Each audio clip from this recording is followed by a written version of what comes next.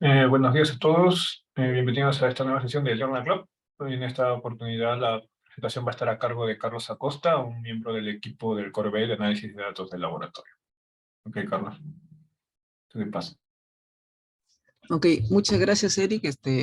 Como dice, voy a presentar hoy día este tema. Unos minutitos. Decía buenos días con todos. Hoy día voy a tratar el tema de Convolutional Neural Networks to Automate the Screening of Malaria in Low Resource Countries. Ahí está justamente la lista de los autores que han participado. Y como pueden ver en la imagen, el objetivo justamente es ¿no? Tener una imagen de microscopía y utilizando estas técnicas de redes neuronales convolucionales, lograr determinar un diagnóstico. Aislar primero a las células, ¿no? Las células sanguíneas y separarlas en células que aparentemente estarían infectadas y células que no tienen, digamos, ningún tipo de infección. Esa es la idea general. Y justamente acá está el objetivo de la investigación, que viene a ser un diagnóstico rápido a través de imágenes digitales. Eso es lo que se busca. Pero no solamente quedarse en la parte de investigación. En este artículo, ellos llegan ya a tener una aplicación en este caso de Android, en la cual pueden ya hacer este tipo de clasificación. Y entonces para esto, obviamente, vamos a revisar temas como redes neuronales, imagen digital, pero la imagen digital lo tenemos que ver como una matriz numérica. Porque al final nosotros vemos colores, vemos intensidades, pero eso al final se traduce en una matriz numérica. Y esta matriz numérica es la que va a utilizar la red neuronal para poder hacer la clasificación. Después vamos a ver lo que son redes neuronales convolucionales, y dentro de eso, los filtros o kernels. ¿Para qué sirven estos filtros? Cuando nosotros tenemos una imagen, primero queremos extraer información de ella, y para eso se utilizan unos filtros.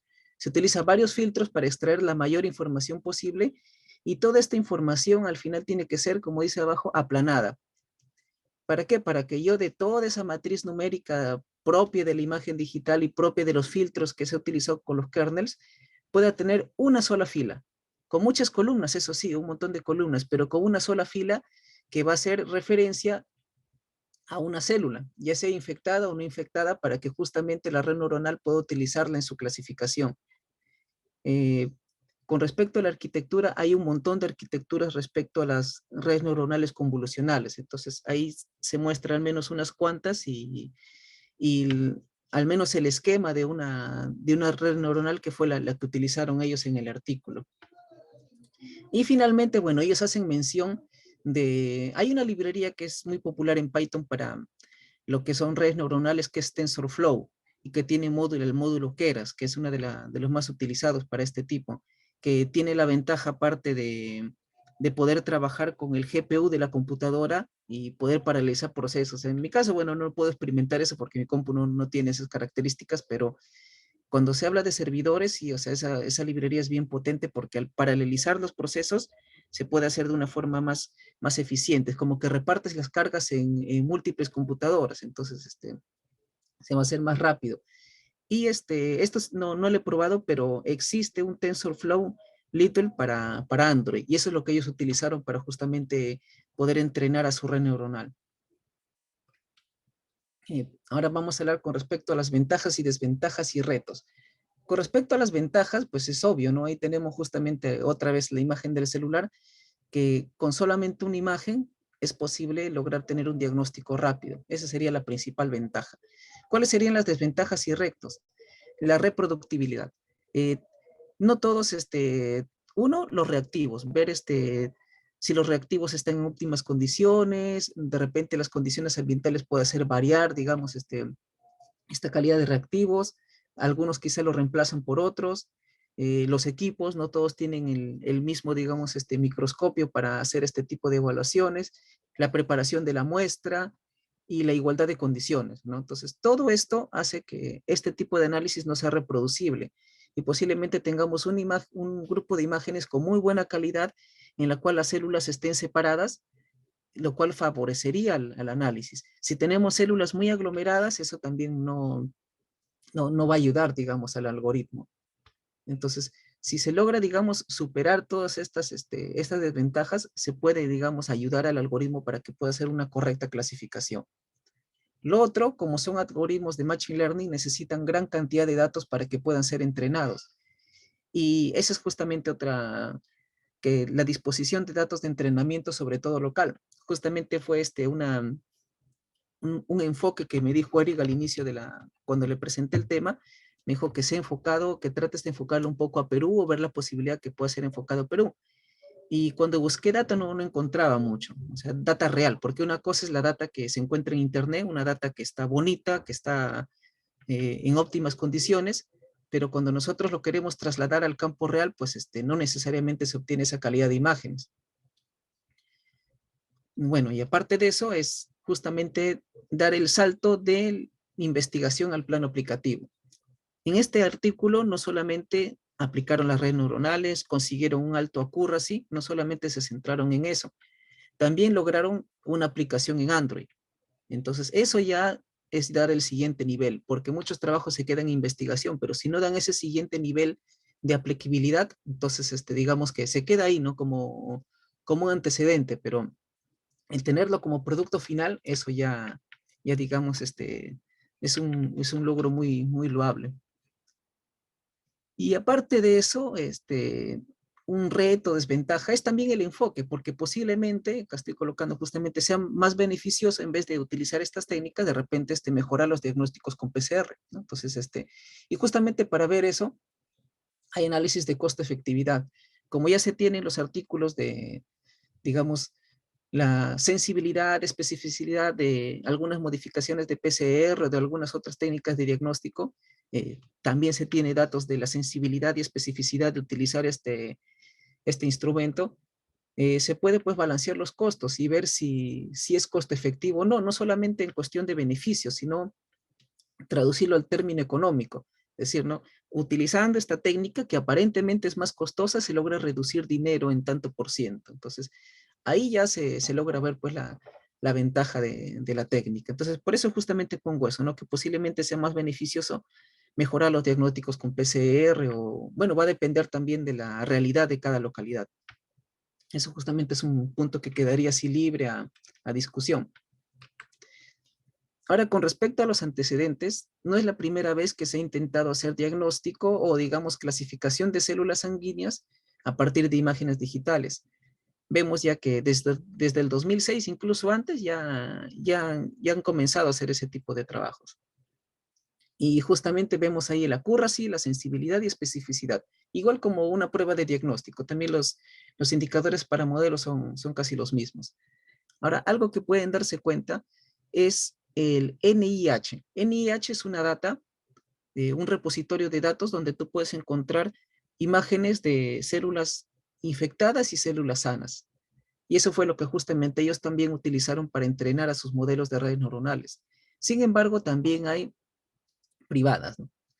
Y las privadas pues no lo ponen a disposición. Ese es justamente otro punto que mencionan en el artículo, los datos, ¿no? Porque acá, como les digo, están utilizando una data entrenada, una data, digamos, bonita, y por eso es que en todos los casos donde utilizan a la data del NIH, tenemos una alta precisión, 98, 97, 99, 97, en todos los casos. En data privada, en algunos casos también, en otros casos tenemos baja, ¿no? Pero entonces ahí viene justamente uno de los retos que les mencionaba anteriormente, la disposición de datos de entrenamiento, sobre todo de nivel local, para que sea aplicativo, porque posiblemente bueno, posiblemente se pueda utilizar esta aplicación que ya han desarrollado y no se obtengan los mismos resultados que en el artículo. Es bastante posible que ocurra esto. Entonces, ahí viene la importancia de seguir entrenando al modelo, pero con data local, con data real. Ahora vamos con respecto a las redes neuronales.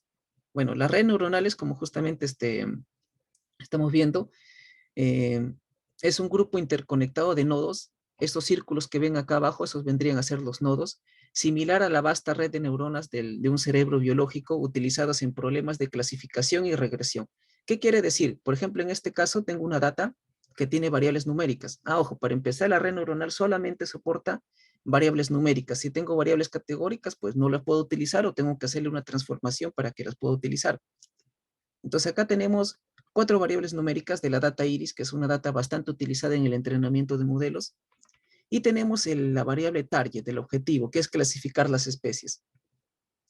Entonces aquí estamos bajo un problema de clasificación, pero no es el único problema. Puede ser que nosotros querramos utilizar la red neuronal para predecir una variable numérica. Y en ese caso estaríamos hablando de un problema de regresión.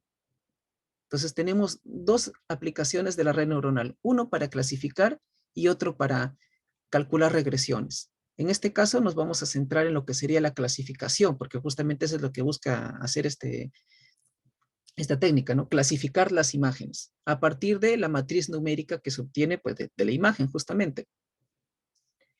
Y otro detalle más, que este tipo de técnica es un modelo predictivo supervisado. ¿Qué quiere decir supervisado? Que tú necesariamente necesitas tener datos donde tú ya conoces la respuesta. Por ejemplo, en este caso, en la fila 4, yo tengo los datos de Cepalen, de Cepalwit, de Petalé y Petalwit. Tengo esa fila de datos y yo sé a qué especie pertenece. Entonces, la red neuronal va a utilizar todos estos ejemplos para poder dar una clasificación adecuada. Entonces, mientras más cantidad de datos se tenga, mejores. Entrenas mejor a la red neuronal. Entonces, eso se refiere cuando es un método supervisado. Cuando es no supervisado, no tendrías esta columna de especies.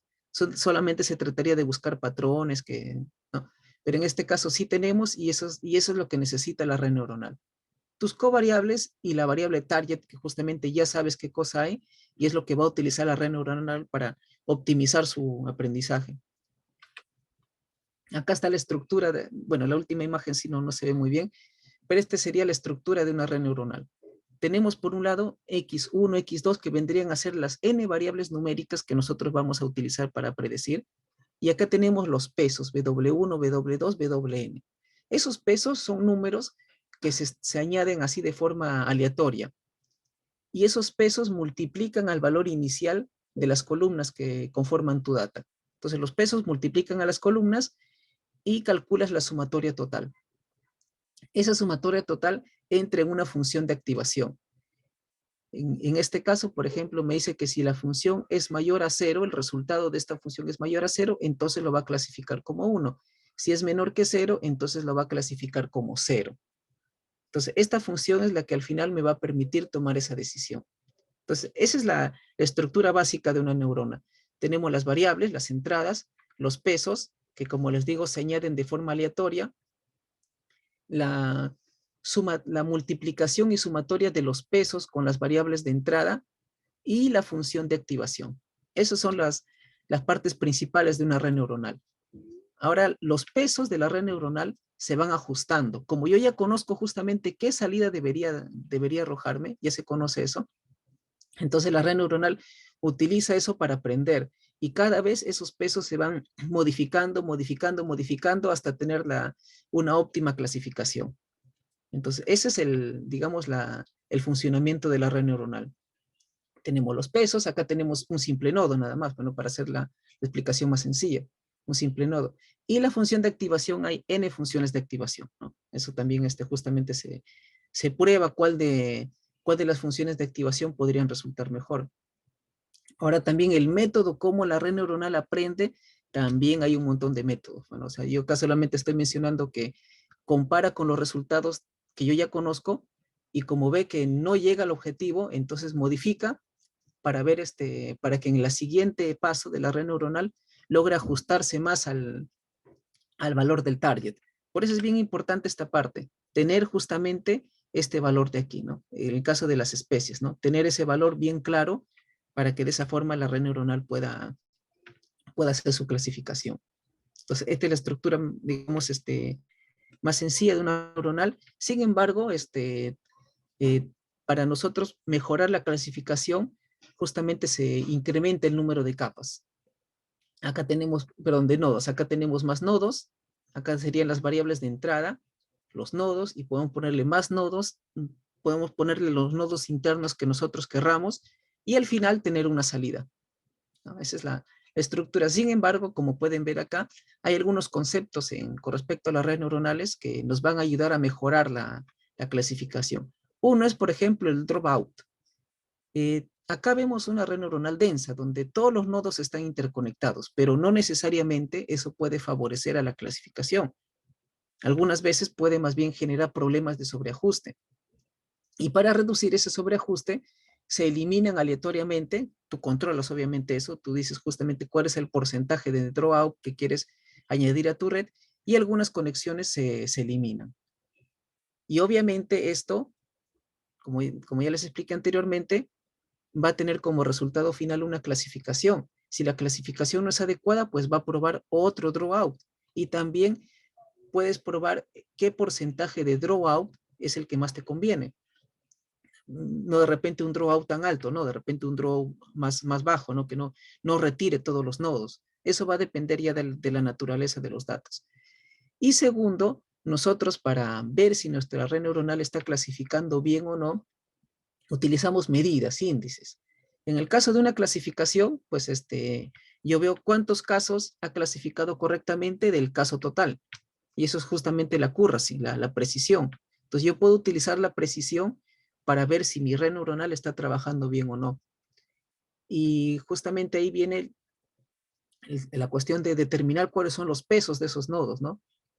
¿Se acuerdan que los pesos al final terminaban multiplicando los nodos para lograr obtener una máxima clasificación? Si nosotros incrementamos las capas, vamos a tener una gran cantidad de pesos. Y todos esos pesos, diferentes combinaciones de pesos nos van a dar diferentes resultados. Lo que nosotros justamente queremos es reducir el error, y probar todas esas combinaciones es completamente exhaustivo. Entonces justamente utilizan el método de Stochastic Gradient Descent, que es como que buscar el gradiente de descenso, en el cual imagínense que ese plano que vemos ahí son las combinaciones de los pesos de los nodos, ¿no? Tenemos ya las combinaciones de los pesos y de repente nosotros empezamos aquí arriba. O puede ser que empecemos acá abajo en el plano, ¿no? Es algo aleatorio, ¿no? No podemos saber justamente dónde va a empezar. De repente empieza justamente en el óptimo, ¿no? Puede ser también, porque acuérdense que es un proceso aleatorio. Y entonces comienza a probar direcciones. Y si él encuentra una dirección en la cual encuentra una reducción significativa, continúa cuesta abajo en esa dirección y vuelve a probar otras direcciones más. Y si encuentra otra vez otra reducción significativa, continúa avanzando hasta que llega pues a la mínima reducción que puede encontrar. Entonces, de esa forma está encontrando cuáles son los pesos ideales que reducen el error de clasificación. Entonces, tenemos estos dos puntos en la red neuronal. Bueno, primero tenemos los pesos, tenemos justamente las interconexiones, que nosotros podemos omitir algunas interconexiones que puede parecer contradictorio, pero al omitir esas conexiones mejoramos la clasificación. Y otro, los pesos, ¿no? Cómo justamente podemos hallar cuál es la combinación de pesos ideal que me maximizan la clasificación. Entonces tenemos esos puntos con respecto a la red neuronal. Por otro punto tenemos la imagen en digital. Nosotros tenemos una imagen que nosotros vemos colores, pero la computadora ve números. Y una imagen de colores tiene justamente 3 canales, el RGB. Y esos son los números justamente que va a utilizar la red neuronal para yo poder hacer la clasificación. Y algo que les había explicado también anteriormente era el famoso aplanado. Ok, es una matriz, incluso es una matriz de 3 dimensiones, pero yo esta matriz la voy a aplanar, ¿no? La voy a aplanar y voy a tener una sola fila por esta imagen. Entonces tengo toda una fila que el output final va a ser gato. Con un montón de columnas, sí, pero voy a tener una sola fila. Ahora, trabajar con tres canales de color, pues va a hacer que digamos, la cantidad de columnas sea inmensa, ¿no? Y eso le va a costar trabajo justamente a la red neuronal poder procesar. Y entonces justamente ahí es donde se trabaja con la escala de grises. Muchas veces suele ser conveniente trabajar con la escala de grises para reducir este costo computacional. Lo estás reduciendo a la tercera parte, entonces es significativo. No siempre, pero algunas veces conviene hacer esa transformación. Ahora, no es tampoco que, bueno, yo puedo decir, tengo estos 3 canales que me representan la intensidad de color, lo promedio y tengo ese valor. También, o sea, voy a tener una imagen en escala de grises, sí, también, pero hay fórmulas que ya han demostrado que son más óptimas. Una de ellas es la que estoy mostrando aquí, ¿no? Que si se pueden dar cuenta, más importancia le están dando al canal green, al verde. Y con esto hacen la transformación de una imagen de color a una imagen en lo que sería blanco y negro. Y como les digo, lo importante de todo es al final aplanar la data para tener una sola fila y un solo target. El target de gato, perro, o en este caso, célula infectada o célula sana, ¿no? Eso es lo que se busca al final con este tipo de análisis de imágenes. Y acá viene ya las redes neuronales convolucionales, que digamos lo que adicionan a una red neuronal normal son los kernels, que son como filtros. Entonces, acá tenemos una imagen, un input image, que justamente me muestra la imagen, y esta matriz de 3x3 es el kernel. Y ese kernel comienza a recorrer toda la imagen y me va a dar como resultado otra matriz de dimensión de 3x3. ¿Por qué? Porque como mi matriz tiene justamente tres dimensiones, pues recorre 1, 2, 3 y solamente me va a permitir una matriz un poco más reducida en tamaño. Sin embargo, si yo quiero mantener la misma dimensión de la matriz al aplicar el kernel, pues simplemente añaden una fila, un marco más, ¿no? Como pueden ver acá. Añaden un marco más, de esa manera vuelven a multiplicar el kernel y vas a obtener una imagen que va a tener la misma dimensión de tu imagen natural, de tu imagen original. Y la importancia del kernel es justamente que al yo multiplicar este filtro por la matriz original de tus datos, es como si yo tuviese un filtro que me va a extraer ciertas características de la imagen. Ahora yo no pruebo solamente un kernel, pruebo múltiples kernels. Cada kernel va a tener diferente combinación de números y eso me va a extraer diferente información de la imagen. Ese justamente es más, incluso de este resultado que está aquí, de producto del kernel, se le vuelve a aplicar otro kernel encima. Y de esa forma se dice que logra extraer más detalle incluso a niveles de textura, porque los primeros kernels lo que me extraen son bordes, generalidades del color, pero cuando ya se incrementa la complejidad de los kernels, o sea, un kernel sobre un kernel sobre un kernel, se puede obtener datos ya, como les decía, como la textura, ¿no? Ya más precisos. Va a depender del problema de clasificación también que se quiera realizar.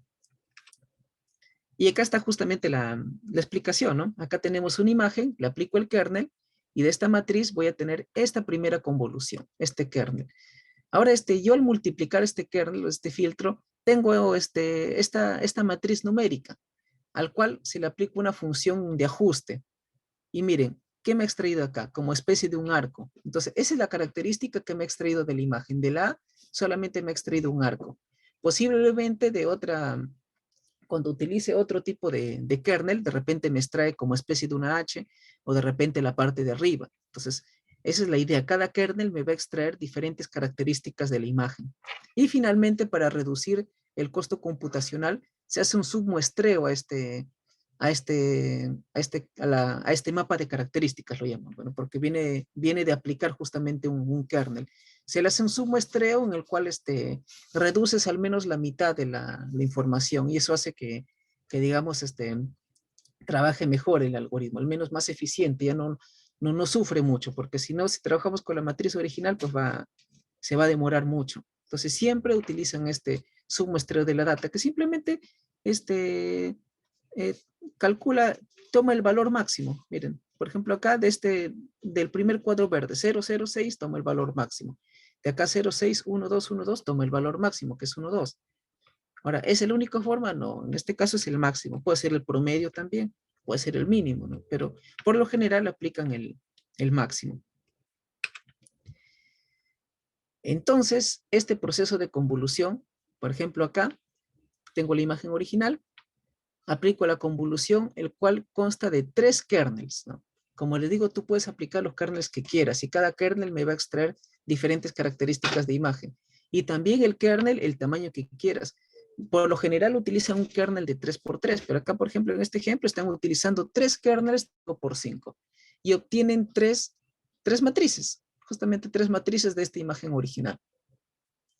Después de esto, justamente viene bueno, dos puntos más. Uno, el que tú reduces la información, porque de 32 a 32 justamente lo estamos reduciendo a 14 por 14, eso justamente por el sampling que se está haciendo a la data, ¿no? Y eso hace más fácil el procesamiento. Ya tengo estas matrices de acá, ¿no? Con la primera convolución, ¿y qué tengo que hacer? Aplanarlo otra vez. Convertirlo todo eso en una sola fila, para que esa sola fila pueda conectarse con una red neuronal y el cual me va a decir qué clase es, ¿no? Si es una célula infectada o es una célula sana. Este es, digamos, el proceso convolucional con una sola convolución. Sin embargo, se pueden aplicar más de una convolución.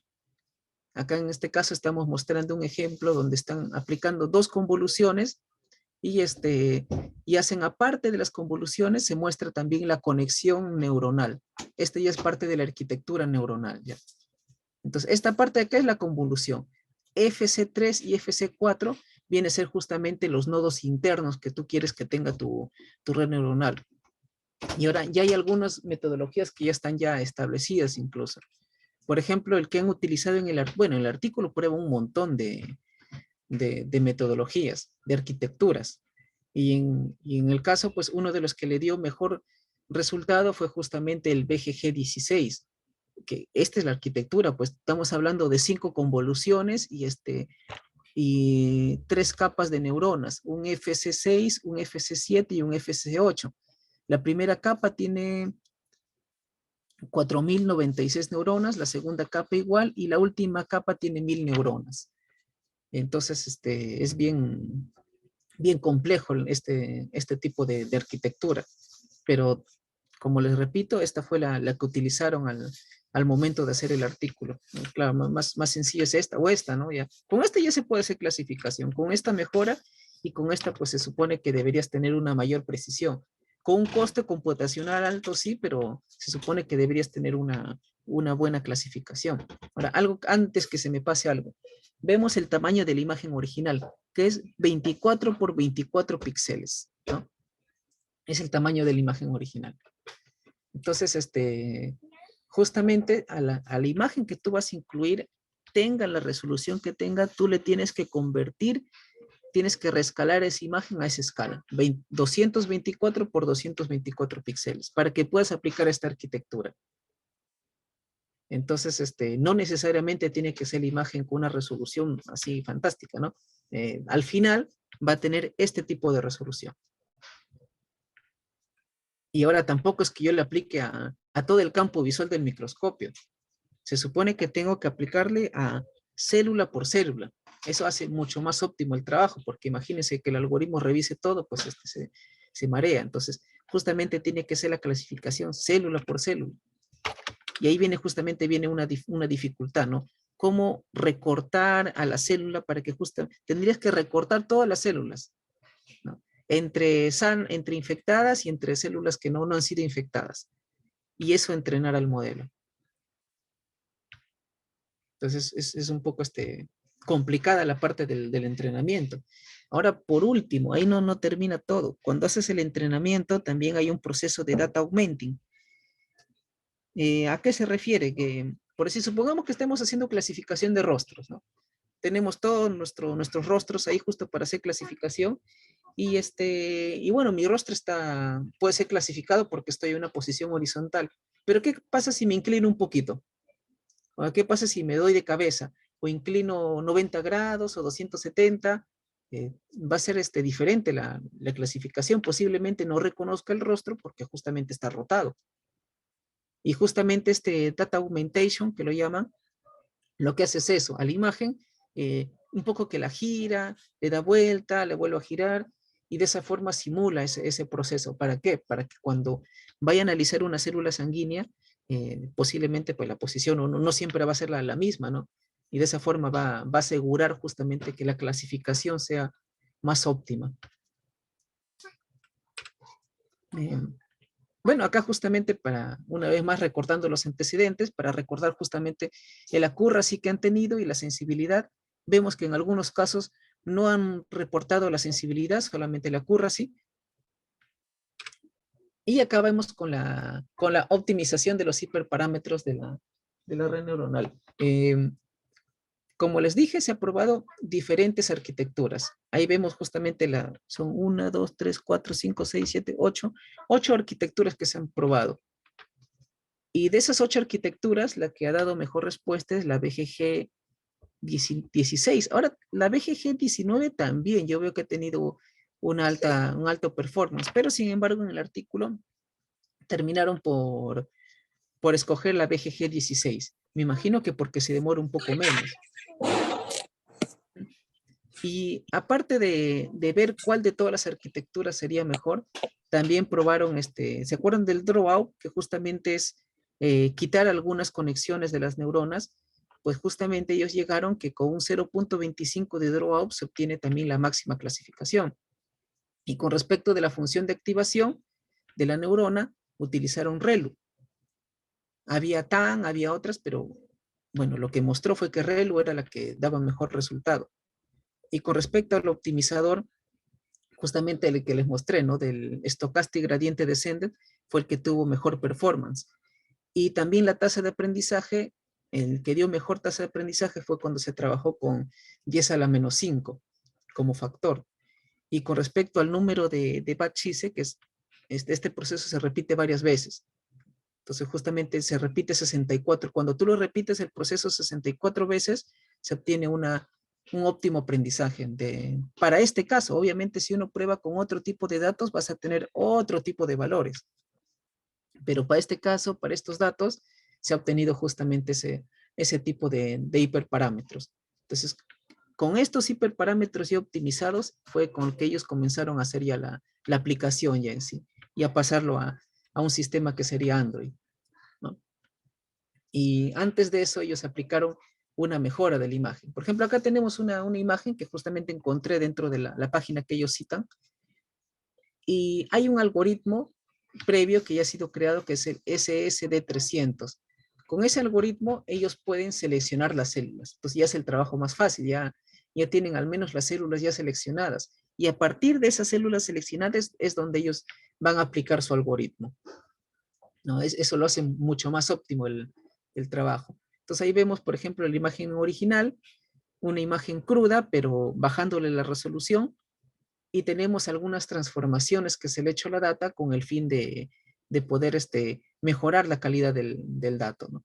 Tenemos el Bicubic y tenemos el FSR-CNN. Entonces tenemos esas mejoras que se le hace a la imagen previa a la clasificación.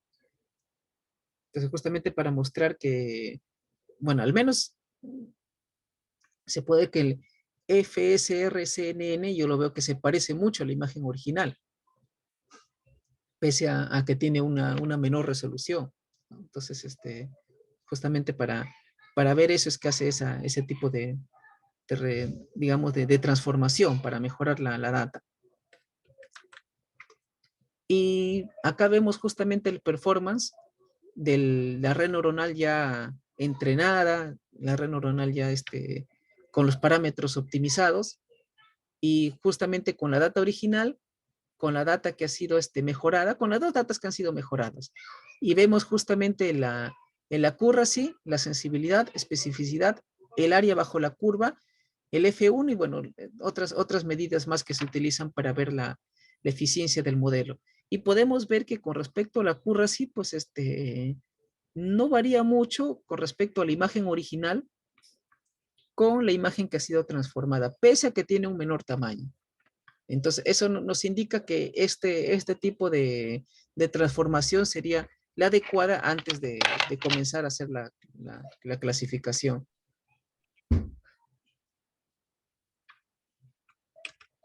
Ahora, por otro lado, vemos ya la integración de la red neuronal convolucional, pero a una plataforma móvil, ¿no? Este es el producto final.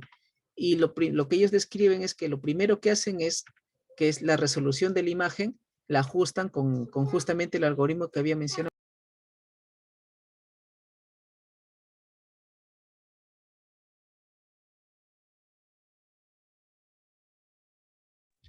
Entonces vemos que acá ajustan a la imagen original, ¿no? Con esta técnica, y a esa imagen le aplican un este algoritmo que justamente me sirve para aislar a las células.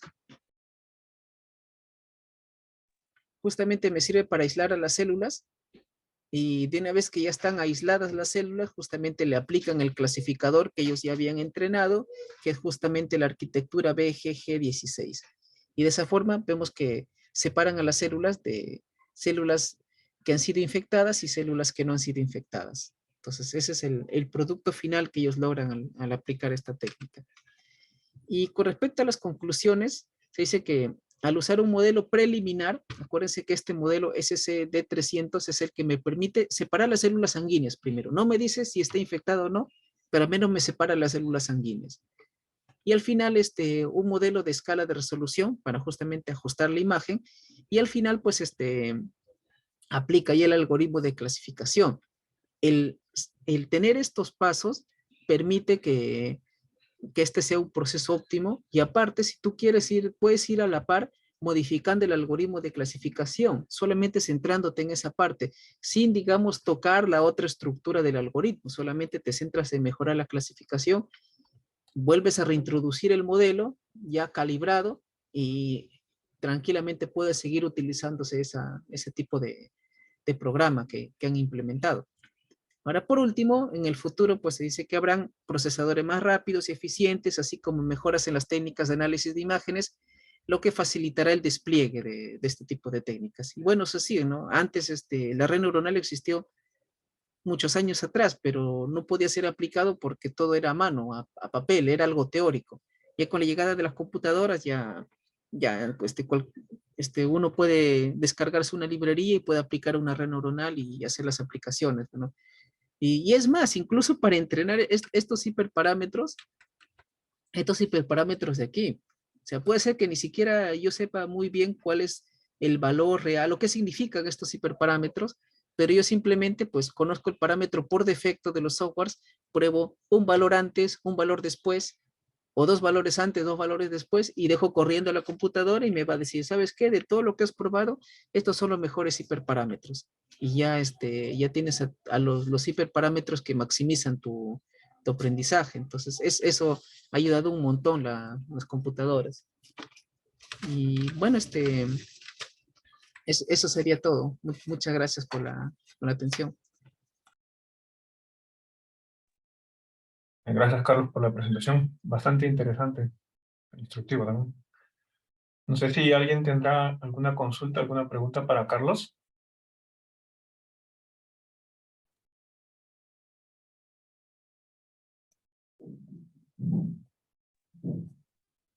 Buenos días. Hola, sí, adelante. Hola, ¿me escuchas? Sí, se escucha. Hola, Eric. Me gustaría hacer una pregunta, Carlos.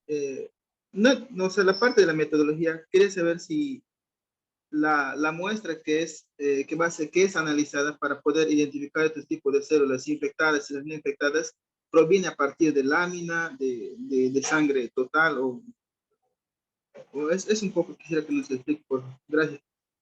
Ya, bueno, acá, esta es la página en la cual ellos citan, digamos, para hacer la descarga de los datos, ¿no? Y justamente mencionan tick smears. Entonces, bueno, esta es la descripción nada más que, digamos, mencionan y te dan el link de enlace.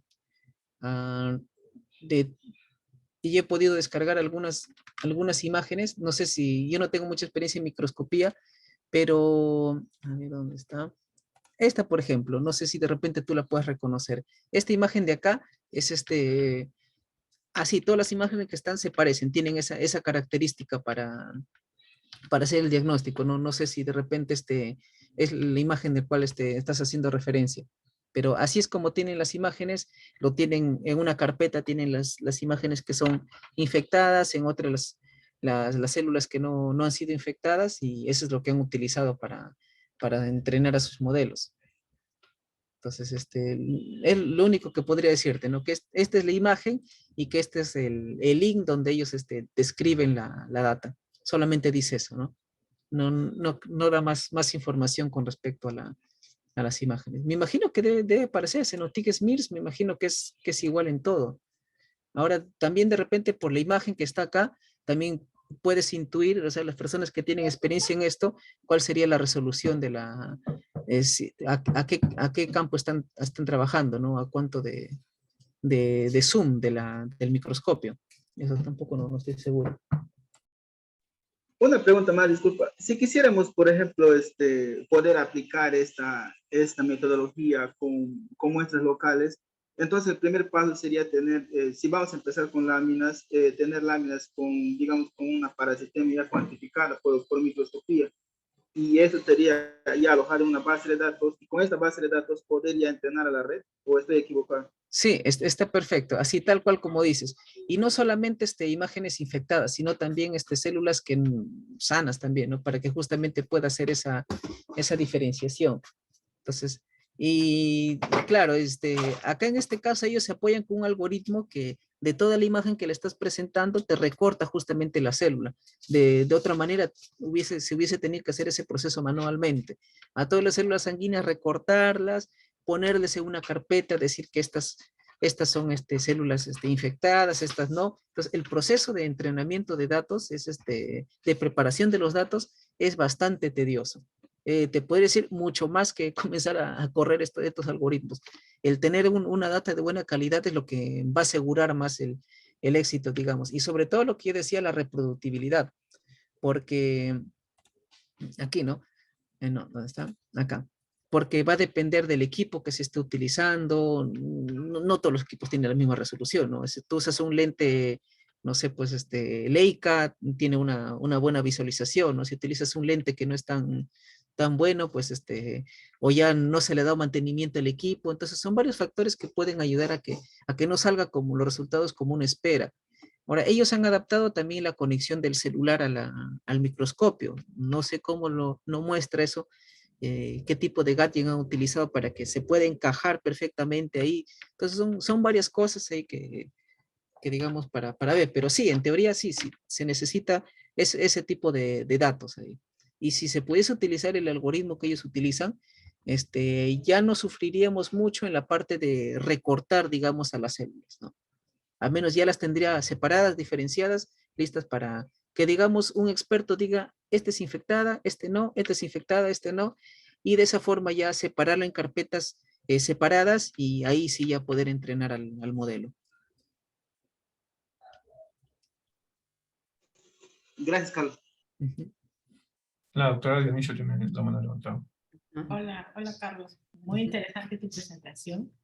Le puse en el chat un link de un artículo que habla justamente, bueno, que aplica lo que tú has dicho en un proyecto que tuvimos acá que le llamamos el Autoscope, que fue justamente un microscopio automatizado, el cual previamente a la validación en campo fue entrenado con láminas que se mandaron, láminas preparadas, digamos, en los centros de salud, de diferentes clasificaciones, o sea, láminas buenas, láminas regulares, y también láminas positivas, negativas, y láminas, ¿cómo le llamaban? O sea, láminas que tenían artefactos. Artefactos. Ajá. Justamente para que el algoritmo se entrene y pueda reconocer lo que son glóbulos rojos solos, infectados, las otras los glóbulos blancos, y también como residuos, por ejemplo, precipitación de la tinción y otras irregularidades que normalmente se observan en las láminas. Entonces, en este artículo se validó justamente en el campo, ¿no? Ya, porque una cosa es entrenar a la máquina con láminas preparadas, y otra cosa es ya validar el sistema con láminas preparadas en el campo. Y si ustedes revisan ese artículo, se colectaron láminas tanto en San Juan como en Santa Clara, y se vio una gran diferencia justamente por el tipo o la calidad de la preparación de la lámina, ¿no? O sea, eso influye mucho en que estos tipos de sistemas tengan éxito o no. Y bueno, los que están acá deben acordarse, ¿no? Julián Robertson, que no estaba en esa época que hicimos el estudio, porque justamente también antes de eso, además de eso, ellos nos mandaron también unos USBs, donde había justamente todas las imágenes que han recolectado, y hicieron un curso en línea para microscopistas, para actualizar. Eso es lo que quería comentar. realmente ahora entiendo mucho mejor el tema este del entrenamiento y todo eso, con la explicación que tú has dado, porque esa parte sí la veían allá en Estados Unidos los ingenieros, y nosotros solamente nos encargamos de preparar las láminas y hacer la validación en campo, que fue realmente muy interesante. Si les interesa, ahí está el artículo, se dejaba en link. Ah, no, sería perfecto revisarlo. No, sí, y hay un montón de cosas que yo también, por ejemplo, esta arquitectura es complicada pues de establecer, pero ya una en TensorFlow, ya existe esta arquitectura, solamente para implementar, digamos, ¿no? Entonces, hay arquitecturas, ahora si uno mismo quiere armar su propia arquitectura, bueno, pues tienes que definir los pasos de las convoluciones y todo esto, ¿no? Pero ellos ya definen su arquitectura.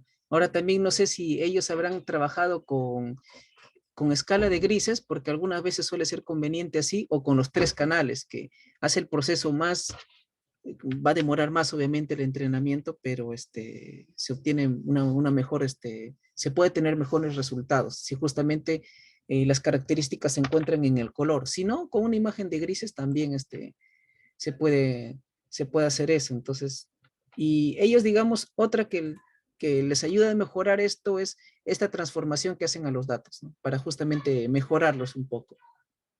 Entonces, esas son, digamos, las dos novedades, ¿no? Esto, la arquitectura de red neuronal, que es bastante compleja, y la transformación que le hacen a la data previa. Y claro, como les decía, ¿no?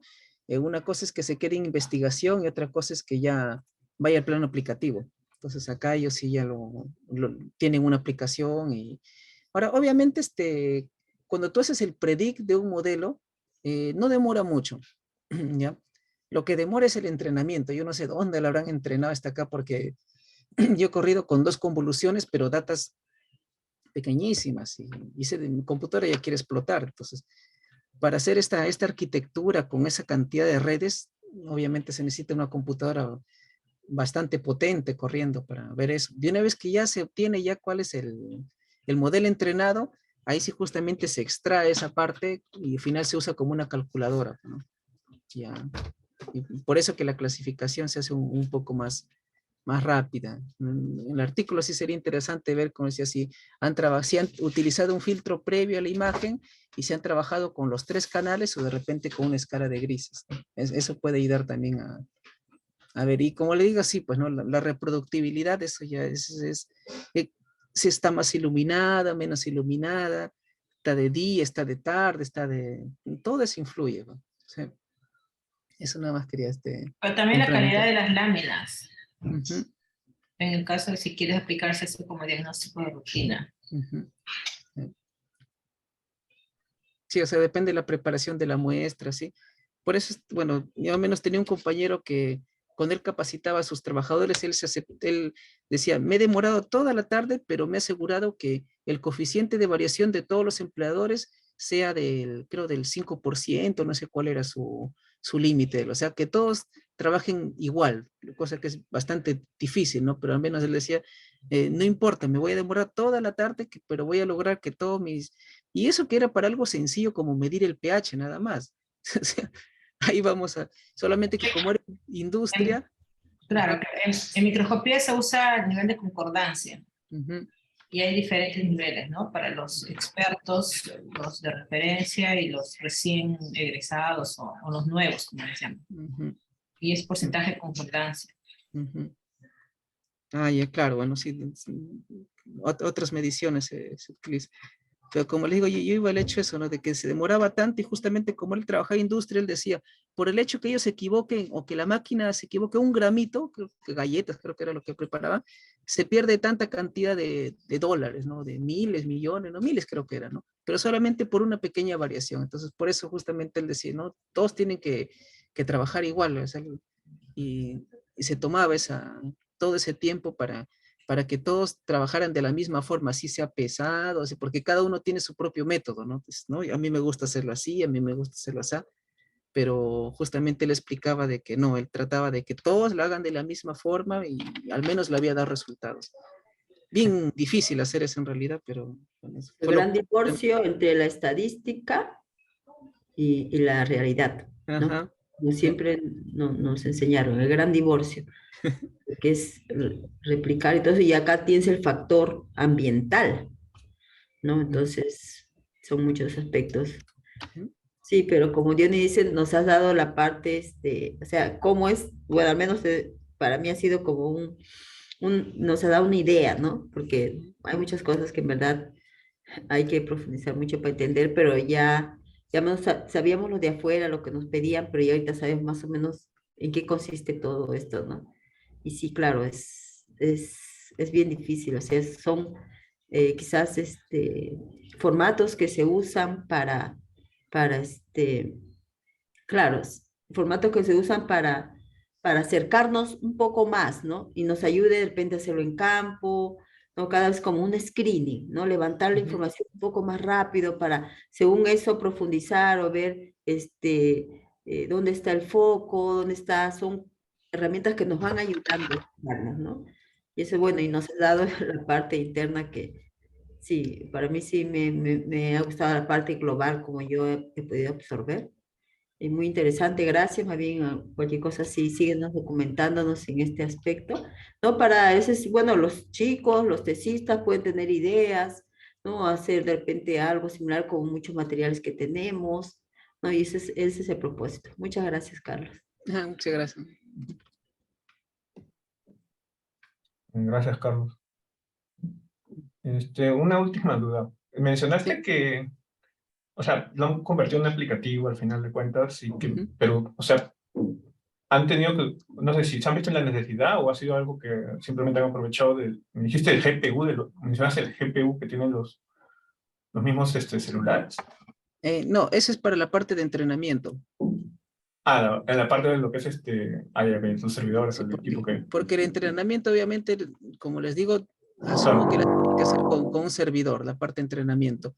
Y una vez que tú puedes guardar como objeto el objeto clasificador del Python o del R, el predict, eso lo guardas, y es un archivo que no pesa mucho, y eso es lo que al final terminan ejecutando en la aplicación, por eso es que lo puede correr en un celular, pero el entrenamiento sí es pesadísimo, sobre todo por todo lo que han probado ellos. Han probado diferentes tipos de arquitecturas de la red neuronal, han probado diferentes métodos de validación de error, entonces es un, se necesita un servidor para hacer todas esas cosas. Y al final, pues la clasificación, eso sí, bueno, ya de una vez que ya tienen extraído ya eso, ya lo pasan al móvil. Igual me imagino que demorará, ¿no? No dice también el tiempo de latencia, pero aparentemente dice que es rápido.